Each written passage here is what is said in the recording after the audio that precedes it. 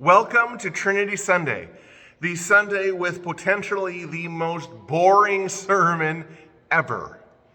Preachers in all churches are going to be donning their pulpits today, trying to articulate the nature of the Godhead, this complex relationship between the Father, the Son, and the Holy Spirit.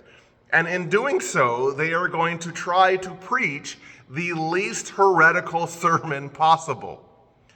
Because the reality is, any analogy that we use to describe this complex reality of God will eventually break down. It will highlight one aspect or emphasize one aspect of this complex relationship to the detriment of another. It will highlight threeness as opposed to oneness, or oneness as opposed to threeness. And it doesn't matter if we use the three-leaf clover as an example, or the three states of water, or the roles we have in our personhood as child, parent, and say friend.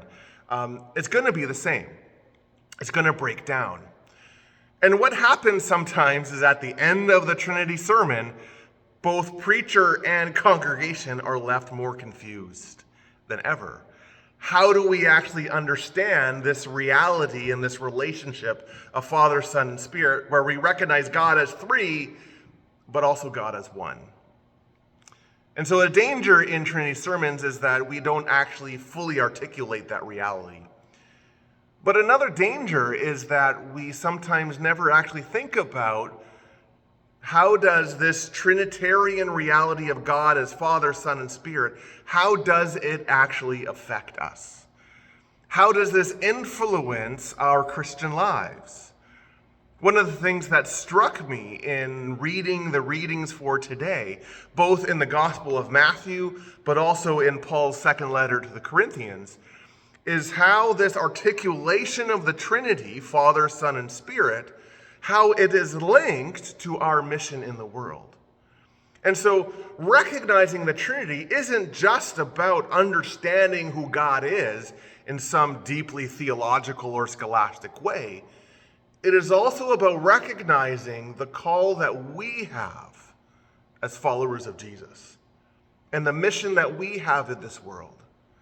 And indeed, what we're going to hear today is that Jesus actually gives us a trinity of instructions.